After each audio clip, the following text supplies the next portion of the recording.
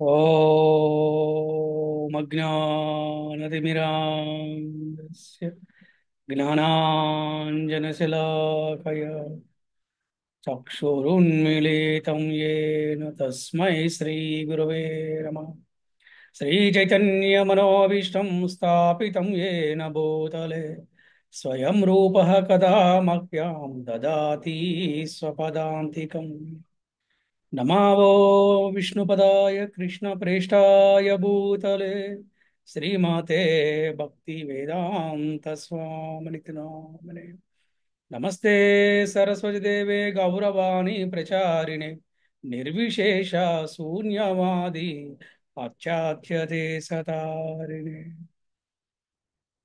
जय श्री कृष्ण चैतन्य प्रभु नित्यानंद श्री अद्वैत गदाधर श्रीवासादि गौर भक्त वृंद। हरे कृष्णा कृष्णा कृष्ण हरे हरे हरे राम राम राम राम हरे हरे। ओम नमो भगवते वासुदेवाय। ॐ ॐ नमो भगवते वासुदेवाय। ओम नमो भगवते वासुदेवाय। ॐ नमो भगवते वासुदेवाय। ओम नमो भगवते वासुदेवाय। ॐ नमो भगवते वासुदेवाय। హరే కృష్ణ. భక్తులందరికీ శ్రీకృష్ణ శుభమస్తు. మరి ఈ రోజున మనము భాగవత కథలోని విదురుడి యొక్క కథలో రెండవ భాగాన్ని ఈరోజు మనము చర్చించుకుంటాము. నిన్న మొదటి భాగం మనం చెప్పుకున్నాము. ఈ రోజున రెండవ భాగాన్ని మనం చెప్పుకుంటాం. మరి ఎప్పుడైతే విదురుడు తీర్థయాత్రలకు బయలుదేరాడు, ఎందుకు తీర్థయాత్రలకు బయలుదేరాడు అన్న విషయాన్ని నిన్న మనం చక్కగా చర్చించుకున్నాం. ఎప్పుడైతే దుర్యోధనుడు వారి యొక్క పరివారం అంతా కూడా విదురుణ్ణి మరి అవమానించి మరి అతనిని అక్కడి నుంచి రాజ్య బహిష్కరణ చేయడం జరిగింది. ఎందుకు అంటే అక్కడ విదురుడు పాండవులకు అనుకూలంగా ఉన్నాడు, కృష్ణుడికి అనుకూలంగా ఉన్నాడు కాబట్టి మరి దుర్యోధనుడు ఆ విధంగా చేయడం జరిగింది. కానీ ఇక్కడ విదురుడు ఎక్కడా కూడా అవమానానికి గురి కాలేదు. అది అతనికి చాలా మంచిది అనుకున్నాడు, ఇది గొప్ప అవకాశం అనుకున్నాడు, ఇది చాలా మంచి మేలు అనుకున్నాడు. ఎందుకంటే చక్కగా ఆయన తీర్థయాత్రలు గెలిపాడు అనమాట. ఆ విధంగా తీర్థయాత్రలు గెలిపాడు చక్కగా. అంటే భక్తుడు అనేవాడు ఎలాగ ఉండాలి అనే దాని గురించి చూస్తే మనం విదురుని చూసి మనం నేర్చుకోవచ్చు. ఆ విధంగా హస్తినాపురాన్ని విడిచిపెట్టేటువంటి విదురుడు అనేకమైన తీర్థస్థానాలను దర్శించాడు ఆయన. ముఖ్యంగా చూస్తే కనుక మధురలో శ్రీకృష్ణుణ్ణి, పూరి క్షేత్రంలో జగన్నాథుడిగా, ప్రయాగయందు బిందుమాధవునిగా, అలాగే మందరాచలంలో మధుసూదనునిగా, ఇలాగా ఆయన ఆనందహారణ్యంలో వాసుదేవుడిగా, పద్మనాభునిగా, జనార్దునిగా, ఈ విధంగా ఆయన ఎన్నో చోట్ల చక్కగా ఆ, విదురుడు అన్ని దర్శనాలు చేసుకున్నాడు. ఆ విధంగా విదురుడు నిరంతరం కూడా కృష్ణుని స్మరిస్తూ అయోధ్య, మధుర, ద్వారకా వంటి తీర్థస్థానాలకు ఒంటరిగా ప్రయాణించాడు. పూర్తిగా అవధూత వేషంలో సంచరిస్తూ అతడు బంధువులు కంటపడకుండా తిరిగాడు. ఎందుకు బంధువులు కంటపడకుండా తిరిగాడు అంటే, జనరల్గా తీర్థయాత్రకు వెళ్ళేటప్పుడు ఎవరికైనా మనశ్శాంతికి వెళ్ళాలి, మనల్ని ఎవరు డిస్టర్బ్ చేయకుండా అని చెప్పి అనుకుంటారనమాట. అటువంటిప్పుడే తీర్థయాత్రల యొక్క లాభాన్ని పూర్తిగా పొందగలుగుతాం మనం. ఆ విధంగా చక్కగా అవధూత వేషంలో అంటే ఎవరికి కనబడకుండా చక్కగా అతను అయోధ్య, మధుర, ద్వారక ఇటువంటి అన్ని తీర్థయాత్రలు కూడా ఆయన ప్రయాణిస్తూ ఉన్నాడు. మొత్తానికి ప్రభాస్ తీర్థానికి చేరే సమయానికి అతనికి ఒక మరణ వార్త తెలియవచ్చిందనమాట.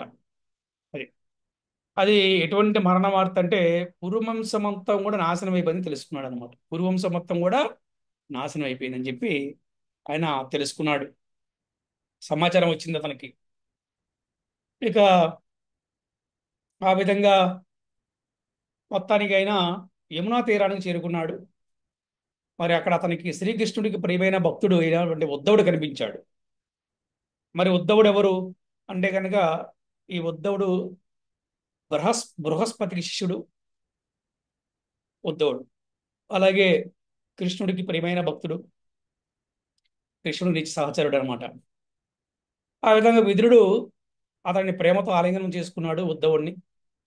తర్వాత విదురుడు కృష్ణుడి గురించి, యదువంశం గురించి వివరంగా ప్రశ్నించాడు. పేరు పేరు అందరి గురించి అడిగాడు అనమాట. వసుదేవుడి గురించి, ప్రద్యుమ్నుడి గురించి, ఉగ్రసేనుడి గురించి, జాంబవతి నుండి సాంబుడి గురించి, ఇలాంటి ఎంతో ఉత్సాహంతో ప్రశ్నించాడు. కానీ కృష్ణ స్మరణలో పూర్తిగా ఉన్నటువంటి ఉద్ధవుడు ఆ ప్రశ్నలకి వెంటనే సమాధానం చెప్పలేకపోయాడు.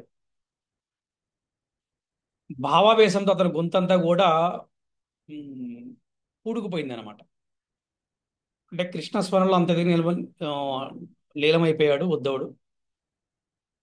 నెమ్మదిగా స్పృహలోకి వచ్చిన తర్వాత ఆయన కన్నీటితో తుడుచుకుంటూ శ్రీకృష్ణుని అంతర్ధానం గురించి విదురుడికి తెలియజేశాడు. ఇది చాలా బాధాకరం. ఆ బృందావన, మధుర, ద్వారక ఇటువంటి ప్రాంతాల్లో ఉన్న భక్తులందరూ కూడా ఆ ముఖ్యంగా మహాభక్తులైనటువంటి మహాభాగవతులైనటువంటి విదురుడికి శ్రీకృష్ణుని అంతర్ధానం అనేది చాలా తట్టుకోలేనటువంటి ఒక బాధ అనమాట. ఆ బాధనే ఉద్ధవుడు కూడా తట్టుకోలేక ఆ, నిదానంగా స్పందించాడు విదురుడిని ప్రశ్నకి. యదువంశం గురించి అడిగాడు, అందరి గురించి అడిగినప్పుడు ఉద్ధవుడు నిదానంగా కళ్ళప నీళ్ళు పెట్టుకుంటూ ఈ విధంగా చెప్పాడు. కృష్ణుడి అంతర్ధానం గురించి విదురుడికి మొత్తం కూడా తెలియజేశాడు. ఈ విధంగా శ్రీకృష్ణ భగవానుడు జగత్తుకు సూర్యుడు అస్తమిస్తే ఏ విధంగా అయితే అంధకారం అయిపోతుందో ఆ విధంగా అంధకారం అయిపోతుంది. ఇక నువ్వు ప్రత్యేకంగా ఏ విధంగా అడుగుతావు నీ ఎదుకులం గురించి అని చెప్పి ఉద్ధవుడు పలికాడు అనమాట. అయినా కూడా కృష్ణ లీలా స్మరణమే సమస్త దుఃఖాలకు నాశనం కాబట్టి ఆ దేవదేవుని లీలను ఆది నుండి అంతం వరకు స్మరించాడు. అలాగే బృందావన లీలలు, మధుర లీలలు, ద్వారకా లీలలు ఇవన్నీ కూడా ఆ ఉద్ధవుడు మొత్తం కూడా విదురుడికి వర్ణించాడు. ఆఖరి యదువంశం ఎలాగా సమాప్తమైంది మొత్తం కూడా చక్కగా విదురుడికి వివరించాడు ఉద్ధవుడు. ఈ విధంగా అవతార కార్యాన్ని పరిసమాప్తి చేసిన దేవదేవుడు ఆ ఒక చెట్టు దగ్గర ఆయన కూర్చున్నాడు. చెట్టు ఛాయలో అంటే చెట్టు నీడలో కూర్చున్నాడు. ఉద్ధవుడు కూడా అతన్ని అనుసరించి పక్కనే కూర్చున్నాడు. ఇంతలో వ్యాసదేవుని మిత్రుడు మైత్రేయుడు కూడా అక్కడికి వచ్చాడంట.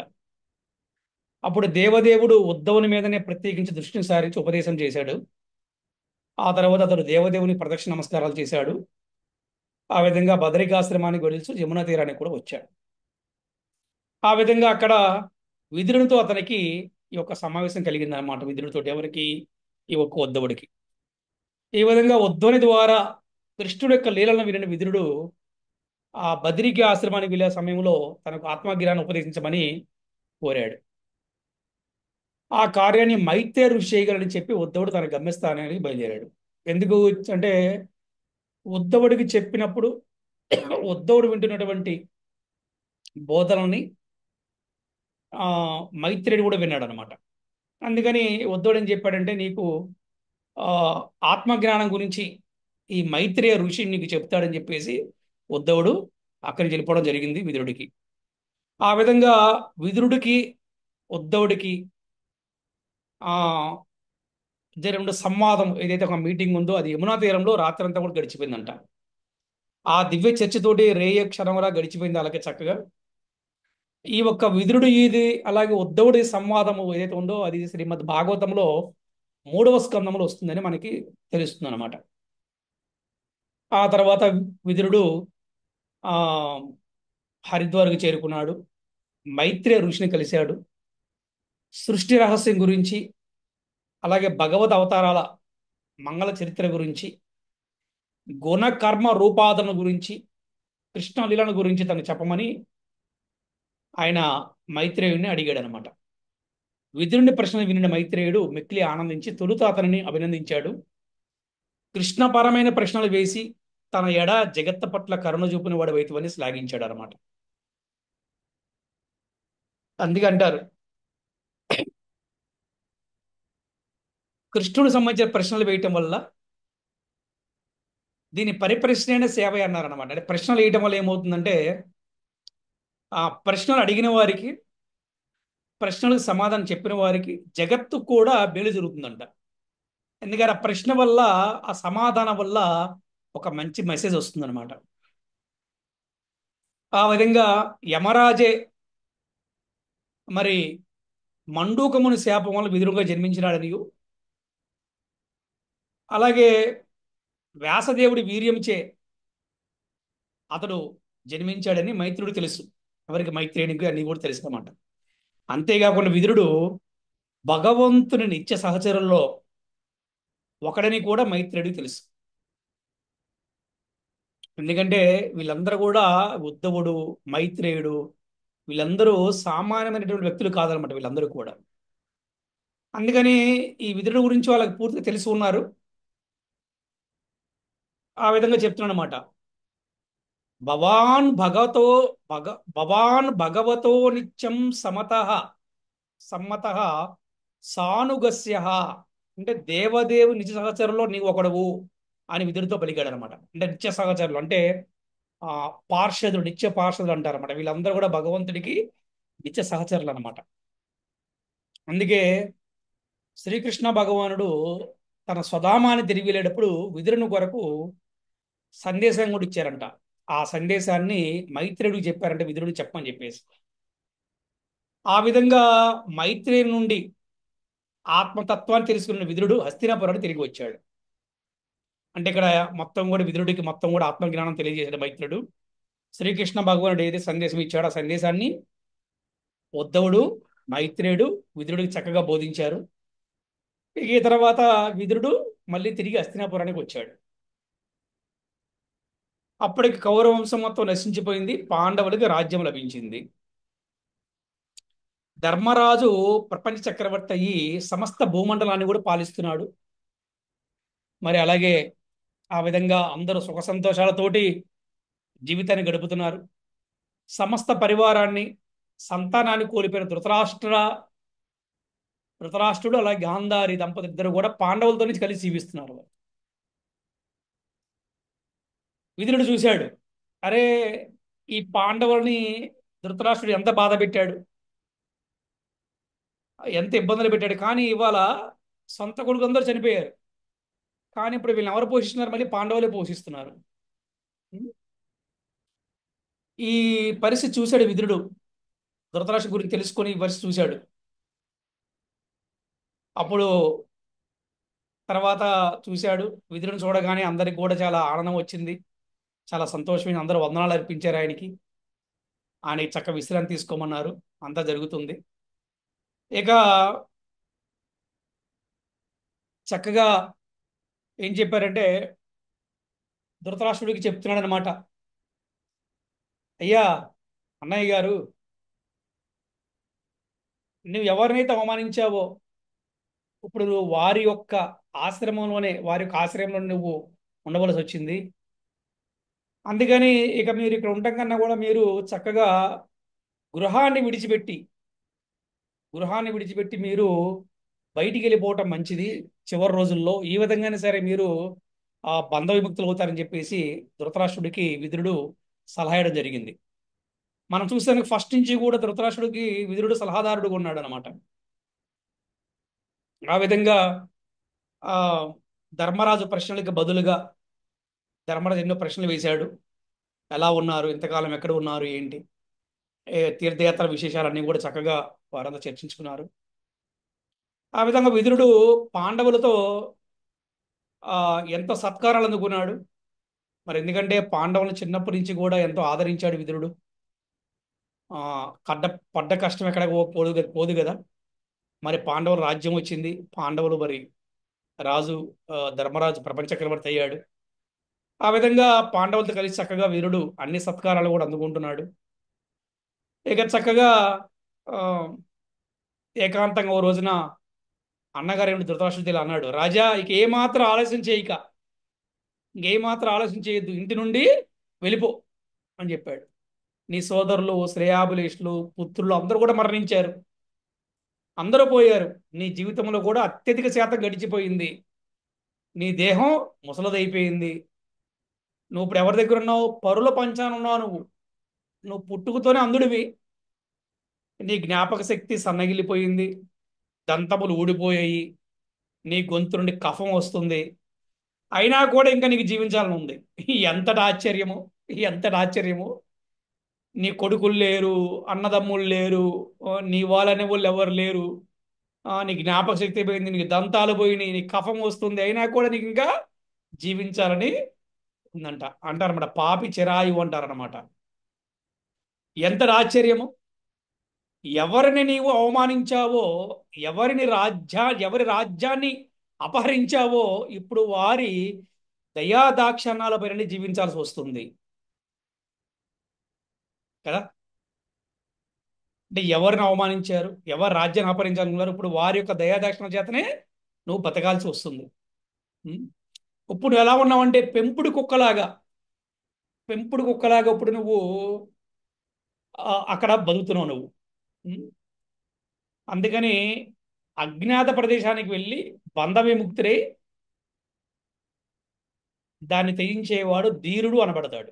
కాబట్టి బంధువులు తెలవకుండా ఉత్తర దిక్కుకి వెళ్ళిపో, ఉత్తర దిక్కు అని వెళ్ళిపో అని చెప్పాడు. విదురుని మాటలకి ధృతరాష్ట్రుడికి జ్ఞానోదయం కలిగింది. ఎప్పుడు జ్ఞానోదయం అవుతుందంటే అన్ని పోయిన తర్వాత జ్ఞానోదయం అవుతుంది అనమాట. అప్పటి వరకు జ్ఞానోదయం లేదు. నూరుగురు కుమారులు, రాజ్యము, సైన్యము, పదవి ఉన్నప్పుడు ఎవరికి కూడా తెలియదు అనమాట. ఇక చివరి రోజు చేసేది ఏముంది? ఇక గతి లేదు కదా. ఇక ఆ విధంగా విదురుని మాటలకి జ్ఞానోదయం కలిగిన ధృతరాష్ట్రుడికి అక్కడ ఇక చక్కగా బయలుదేరిపోయాడు, గృహాన్ని విడిచిపెట్టాడు. ఆ విధంగా ఆ ధృతరాష్ట్రుడితో పాటు గాంధారి కూడా వెళ్ళిపోవడం జరిగింది. ఈ విధంగా అంటే ఎన్నో సంవత్సరాల నుంచి ఇంటికే ఉన్నటువంటి ధృతరాష్ట్రుడికి ఇంటి నుండి బయటికి వెళ్ళిపోవడానికి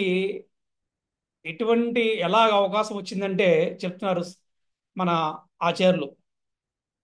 క్షణమాత్ర క్షణమాత్ర సాధు సంగత్యములో ఇటువంటి అవకాశం దొరుకుతుంది. సాధు సాంగత్యం అంత గొప్పదనమాట. ఎందుకంటే విదురుడు గొప్ప సాధువు కదా.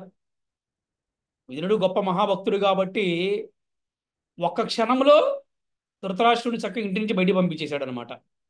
అంటే ఇక్కడ మేలు మేలు ఎవరికి జరిగిందంటే ధృతరాష్ట్రుడికి, గాంధారికి మేలు జరిగింది. ఎవరి వల్ల? విదురుడు వల్ల. ఎందుకంటే ఇంకా ఆ ఇంటి మీద వ్యామోహం, అటాచ్మెంట్ లేకుండా ఇక ఏముంది నీకు అని చెప్పి పంపించడం జరిగిందనమాట. ఇదే విధంగా అసలు ప్రభుపాదుల వారు కూడా వారి యొక్క అనుభవాన్ని రాశారు. ఇది ప్రభుపాదులు రాశారు. నా జీవితంలో కూడా, అంటే తన జీవితంలో కూడా ఇక ప్రత్యక్ష అనుభవం అని అసలు ప్రభుపాదులు ఈ సందర్భంగా శ్రీమద్ భాగవత భాష్యంలో తెలిపారు. ఎలాగంటే మన ఇస్కాన్ ఫౌండర్ ఆచార్య ప్రభుపాదుల వారి గురువు గారు ఆ శ్రీల భక్తి సిద్ధాంత సరస్వతి ఘోష మహారాజ్ తోటి శ్రీల ప్రభుపాదుల వారికి కలిసిన తొలి క్షణాలు ఎంత మహనీయమైనవంటే, సమస్త ప్రపంచము కృష్ణ భక్తి భావనతో నిండిపోయి శుభగడి అది మంగళాచరణం వంటిది. అంటే ఎలా పోల్చారంటే, ధృతరాష్ట్రుడు ఇంటిని విడిచిపెడతాం ఎంత మేలో అంటే ఒక్క క్షణంలో అతని ఇంటిని విడిచిపెట్టగలిగాడు. ఎన్నో సంవత్సరాల నుంచి ఉన్నటువంటి వాడు. అలాగే ప్రభుపాదుల గారు గురువు గారిని కలుసుకున్నప్పుడు మరి ప్రభుపాదుల వారికి ఏం జరిగిందంటే, ప్రభుపాదుల వారి ప్రపంచాన్నే కృష్ణ భక్తి భావనతో నిండిపోయేలాగా చేయగలిగారనమాట ప్రభుపాదుల వారు. అందుకంటారు అన్నమాట, సాధువుల యొక్క సాంగత్యము ఒక్క క్షణమైనా కూడా చాలంట, మనకి ఎక్కువ అవసరం లేదనమాట. అదే కనుక చెప్తున్నారు అసలు ప్రభుపాదుల వారు, ఆ క్షణంలో కనుక వారి గురువు గారు యొక్క సాంగత్యం దొరకపోతే, ఒక పారిశ్రామికవేత్తనో ఏదో పెద్ద బిజినెస్ మ్యాన్ కూడా అయ్యేవాడిని, ఇలాగా భక్తి మార్గంలో వచ్చేవాడిని కాదని శ్రీల ప్రభుపాదులు చెప్పారనమాట. ఆ విధంగా శ్రీమద్ భాగవత వ్యాఖ్యాన మహాయజ్ఞం కూడా సాధ్యమైనది కాదని ఆయన అన్నారన్నమాట. ఎందుకంటే నిజంగా శ్రీల ప్రభుపాదుల వారు 9 సంవత్సరాల పాటు భాగవతాన్ని చక్కగా రచించారు ఆయన, శ్రీ రాధా దామోదర మందిరము బృందావనంలో.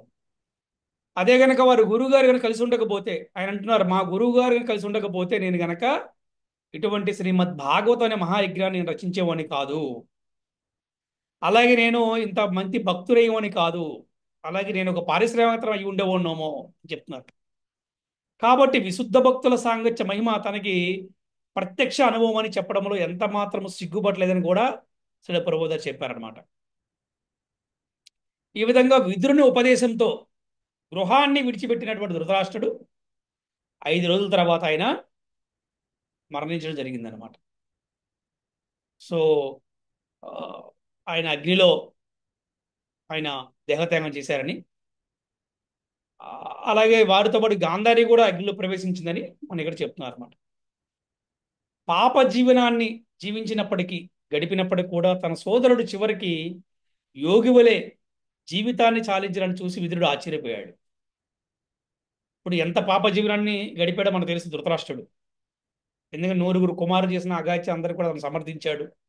దానివల్ల పాండవులు ఎంతో బాధపడ్డారు, దానివల్ల సమాజ నష్టం జరిగింది, ధర్మ నష్టం జరిగింది. అయినప్పుడు కూడా చివరికి మాత్రం విదురుడు వల్ల ధృతరాష్ట్రుడు అలాగా యోగిలాగా చనిపోవడం జరిగిందనమాట.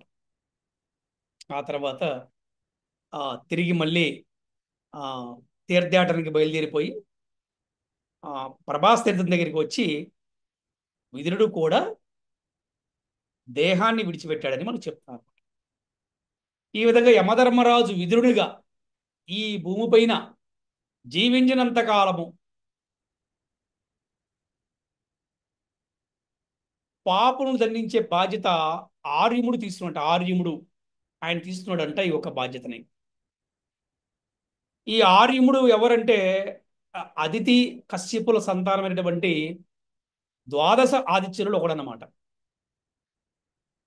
సో ఆ విధంగా ఆ చక్కగా యమరాజు తన శాపాన్ని పరిహరించుకున్నాడు, తిరిగి నిజస్థానాన్ని పొందాడు అనమాట.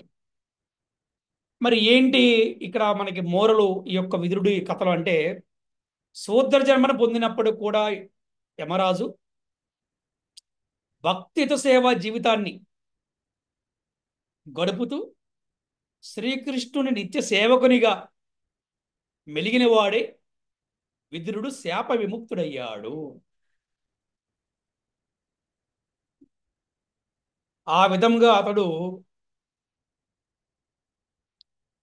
పితృలోకవాసుల చేత ఆహ్వానింపబడి నిజస్థానాన్ని పొందాడు.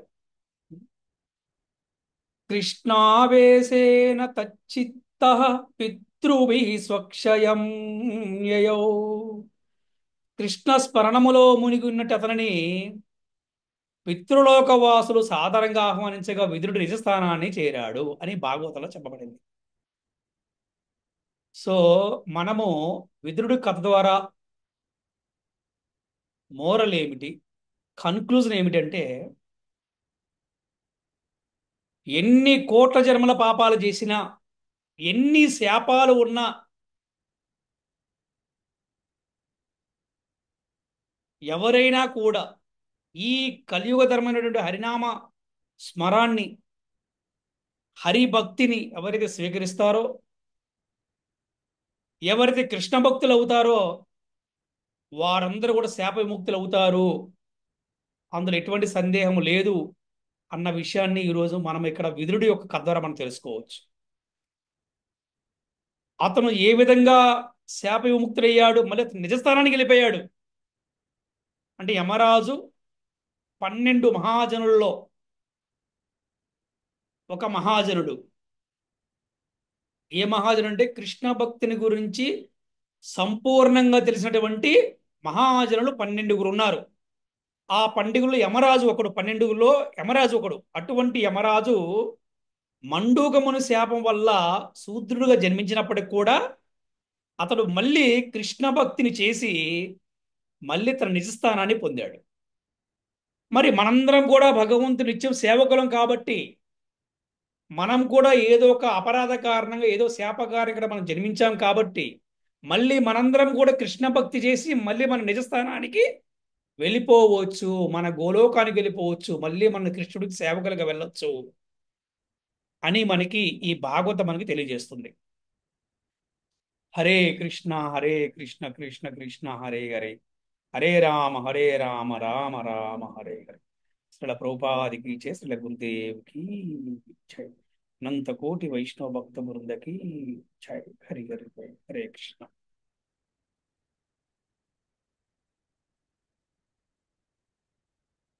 హరే కృష్ణ. ఈరోజు మనం చెప్పినటువంటి ఆ విదురుడి కథ ద్వారా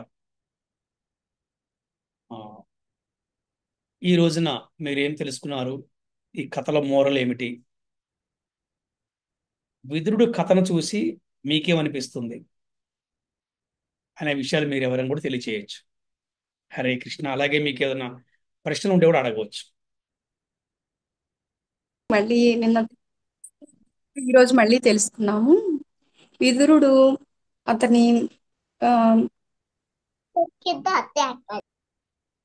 యమునా ఎదురు ఈ రోజు విదురుడు ఉద్ధవుడు మధ్య జరిగిన సంభాషణ గురించి తెలుసుకున్నాము.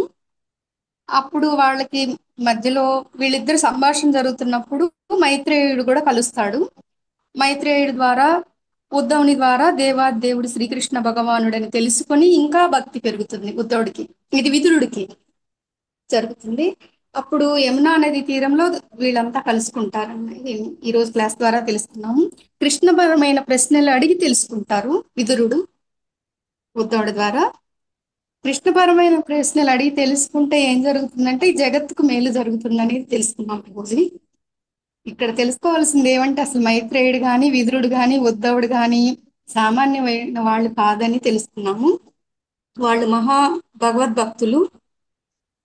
విదురుడు తర్వాత వీళ్ళ ద్వారా తెలుసుకొని మళ్ళీ అప్పుడు మైత్రేయుడి ద్వారా ఉద్ధవుడి ద్వారా ఇంకా హస్తినాపురంలో జరిగిన కౌరవులు అందరూ మరణాన్ని పొందారనే దుర్వార్త కూడా వింటాడు. ఇంకా విని అప్పుడు కౌరవులంతా మరణించారని పాండవులు ఆ హస్తినాపురాన్ని పరిపాలిస్తూ ఉంటారు. అప్పుడు ధృతరాష్ట్రుడు గాంధారి కూడా వీరి వద్దే ఉంటారు అనేది తెలుసుకున్నాం ప్రభుజీ ఈరోజు. విదురుని చూడగానే పాండవులందరూ కూడా సంతోషిస్తారు విదురుడు రాకతో. మళ్ళీ అప్పుడు ఇక్కడ ధృతరాష్ట్రునికి విదురుడు ఎప్పుడూ సలహాలు ఇస్తూ ఉంటాడు, కానీ ఇప్పుడు కూడా ఇస్తాడు. చివరికి కూడా ఒక సలహా ఇస్తాడు. ఈ చివరి స్థానంలో ఇప్పుడు పరుల పంచానం ఉండకూడదు, నీ కుటుంబం అంతా అంతరించింది, ఈ చివరి రోజుల్లో అయినా ప్రశాంతంగా ఇంటి నుంచి వెళ్ళిపోయి పరుల పంచానం ఉండకూడదని ఉత్తర దిక్కుకి వెళ్ళిపోమని చెప్తాడు. అప్పుడు ఫస్ట్ నుంచి వినకపోయినా కానీ ధృతరాష్ట్రుడు ఇప్పుడు చివరి రోజుల్లో విదురుడు మాట ద్వారా జ్ఞానోదయం కలిగిద్ది అనేది ఈ రోజు క్లాస్ లో తెలుసుకున్నాం ప్రభుజీ. అప్పుడు ధృతరాష్ట్రుడు గాంధారి ఇంటి నుండి వెళ్ళడానికి నిశ్చయించుకుంటారు. క్షణకాలమైన సాధు సాంగత్యం ద్వారా అనేది ఈరోజు మెయిన్ పాయింట్ ప్రభుజీ. విదురుడు సాధు సాంగత్యంలో ఉంటాడు కాబట్టి ఆయన ఎప్పుడు మంచిగా చెప్తూ ఉంటాడు ధర్మం గురించే, కానీ ఎప్పుడు వినడు వ్యామోహంతో, పుత్ర వ్యామోహంతో. ఇంకా చివరికి ఈ రోజు అంతా అయిపోయిన తర్వాత చివరి దశలో విదురుడు మాటలకి జ్ఞానోదయం కలిగింది. ధృతరాష్ట్రుడికి ఇంటి నుంచి వెళ్ళిపోవడానికి నిశ్చయించుకుని ఇంటి నుండి వెళ్ళి గాంధారితో సహా అగ్ని తాగుతారని తెలుసుకున్నాం ప్రభుజీ. ఇంకా ప్రభాస్ తీర్థం వద్ద దేహాన్ని విడిచిపెడతారని విదురుడు కూడా ఈ క్లాస్ లో తెలుసుకున్నాం ప్రభుజీ. ఇప్పటి వరకు తెలియదు ప్రభుజీ నాకైతే. ఇంకా చివరికి తెలుసుకోవాల్సింది ఏంటంటే మనం శూద్ర జన్మ పొందినప్పటికీ కృష్ణ స్మరణ చేత కృష్ణ భక్తునిగా అయి శాప విమోచన పొందుతాడు అనేది విదురుడు తెలుసుకున్నాం ప్రభుజీ. ఎవరైతే హరిభక్తిని స్వీకరిస్తారో తెలిసి తెలియక ఎన్నో పాపాలు చేస్తా ఉంటాం మనం. ఆ పాపాల నుండి విముక్తి పొందాలి, మనకు నిజమైన ముక్తి కలిగి గోలోక బృందావనం చేరాలంటే హరినామ సంకీర్తన కృష్ణ భక్తి చేయాలనేది ఈరోజు తెలుసుకున్నాం ప్రభుజీ. హరే కృష్ణ ప్రభుజీ. చాలా బాగా చెప్పారు. Thank you. హరే కృష్ణ. ఎన్ని పాపాలు చేసినా హరిభక్తి ఎవరైతే స్వీకరిస్తారో వాళ్ళకి కృష్ణుడి అనుగ్రహం కలుగుతుంది. హరే కృష్ణ ప్రభుజీ. హరే కృష్ణ. ఈ రోజు జరిగిన క్లాస్ నుంచి నేనేం తెలుసుకున్నాను అంటే విదురుడు తీర్థయాత్రలకి రాజ్యం వదిలేసి తీర్థయాత్రలకి వెళ్ళిపోయేటప్పుడు తన పేరు విదురుడు అని, తను ఈ రాజ్యానికి చెందినవాడు అని, అది ఏమీ ఎవ్వరికీ తెలియకుండా శుద్ధ సాధు జీవనం గడుపుతూ తీర్థయాత్రలు చేశారు. అంటే మళ్ళీ తను ఎవరు అనేది కనిపెడితే అటాచ్మెంట్స్ పెరిగిపోయి మళ్ళీ అదే బంధాలు అవే దాంట్లో రిపీట్ అవుతూనే ఉంటాయి అని తను ఎవరు అనేది తెలియకుండా అన్ని తీర్థయాత్రలు చేశారు. అండ్ అలాగే ఈ విదురుడు స్టోరీ నుంచి నేను ఏం తెలుసుకున్నానంటే గురూజీ, గొప్ప యమధర్మరాజు అంతటి వారైనా పూర్వజన్మల్లో చేసిన చిన్న తప్పు వల్ల ఇలా శూద్రుడిగా పుట్టవలసి వచ్చింది. కానీ ఎవరైతే శూద్రుడిగా పుట్టినా గాని కృష్ణ భక్తి చేస్తే వారు గొప్ప బ్రాహ్మణులుగా వైష్ణవులుగా మారి తిరిగి ఖచ్చితంగా గోలోకానికి చేరుకుంటారు అని తెలుసుకున్నాను గురూజీ. అండ్ భక్తుల సాంగత్యం ఎలాంటిదో ఈరోజు విదురుడు వలన తెలుసుకున్నాను. ఎందుకంటే ధృతరాష్ట్రుడు ఎన్నో తప్పులు చేయిపిస్తూ వస్తూనే ఉన్నారు. ఎంతో మంది హితం చెప్పినా కానీ వినకుండా ఉన్నారు. కానీ ఫైనల్గా విదురుడు చెప్పిన మాటలకి తను అన్ని డిటాచ్మెంట్ తీసుకొని బయటకు వచ్చేసి యోగిగా మారారు అని తెలుసుకున్నాను గురూజీ. సో భక్తుల సాంగత్యం ఎంత మంచిదో ఈ రోజు క్లాస్ నుంచి తెలుసుకున్నాను. హరే కృష్ణ గురూజీ, ధన్యవాదాలు హరే గురూజీ. కృష్ణ. చిన్న కరెక్షన్ ఏంటి అంటే యాక్చువల్గా యమధర్మరాజు ఏం తప్పు చేయలేదు, కానీ మండుకుమునికి కోపం వచ్చి శాపాన్ని ఇచ్చాడు. ఓకే కానీ శాపాన్ని వైష్ణవులు అంటే ఎవరైతే కృష్ణ భక్తులు వరంగా స్వీకరిస్తారు. సో యాక్చువల్గా ఏంటంటే ఆ, చీమని కూడా మనం హాని చేయకూడదు అనేది మనకి శాస్త్రం చెప్తుంది. చిన్నప్పుడు చీమకు హాని చేశాడు కాబట్టి ఆయన పెద్ద హాని జరిగింది, దాని గురించి పెద్ద ఇదేం లేదు. కానీ ఏంటంటే మండూకుముని కోపం వచ్చింది, శాపం ఇచ్చాడు. శాపం వల్ల విదురుడు జన్మించాడు. యమధర్మరాజు తప్పు చేయలేదు, అయినప్పటికీ కారణం ఏదన్నా కూడా శాపం వచ్చింది కాబట్టి అతను మళ్ళీ కృష్ణ భక్తి చేయటం వల్ల, కృష్ణుడికి నిత్య సేవకుడు అవ్వటం వల్ల అతని యొక్క ఆ శూద్ర జన్మను కూడా ఆయన పోగొట్టుకుని మళ్ళీ నిజస్థానానికి వెళ్ళగలిగాడు. అలాగే మనందరం కూడా జీవేర నిత్య కృష్ణదాస్ అన్నారు. మనకి శాస్త్రాలు చెప్తున్నాయి జీవేర నిత్య కృష్ణదాస్. మనందరం భగవంతుడి యొక్క నిత్య సేవకులము. ఏదో ఒక కారణం అయితే ఇక్కడ మనం వచ్చాం కాబట్టి మళ్ళీ మన నిజస్థానానికి తిరిగి వెళ్ళగలుగుతాం ఎప్పుడు అంటే కృష్ణ భక్తి చేస్తూ మన గోలోక బృందావనానికి మళ్ళీ మనం వెళ్ళిపోవచ్చు. మన నిజస్థానం అంటే మన రియల్ ఐడెంటిటీ మళ్ళీ మన స్థానానికి అందరూ కూడా వెళ్ళొచ్చు అని చెప్తున్నాను. హరే కృష్ణ. హరే కృష్ణ గురూజీ. వెరీ గుడ్, బాగా చెప్పారు. హరే కృష్ణ హరే కృష్ణ కృష్ణ కృష్ణ హరే హరే, హరే రామ హరే రామ హరే రామ హరే కృష్ణ హరే కృష్ణ హరే రామ హరే హరే కృష్ణ హరే హరే రామ హరే రామ హరే కృష్ణ ప్రభు. అంతపూర్ణ వైష్ణవ భక్తులందరికీ జై. హరే కృష్ణ. హరే కృష్ణ. హరే కృష్ణ ప్రభు. హరే కృష్ణ. హరే కృష్ణ ప్రభుజీ. ప్రణామం. దండ ప్రణామం. హరే కృష్ణ. Krishna Prabhuji, thank you Guruji. ప్రణామాలు ప్రభుజీ. దండ ప్రణామం. హరే కృష్ణ ప్రభుజీ, ధన్యవాద ప్రణామంలో. హరే కృష్ణ.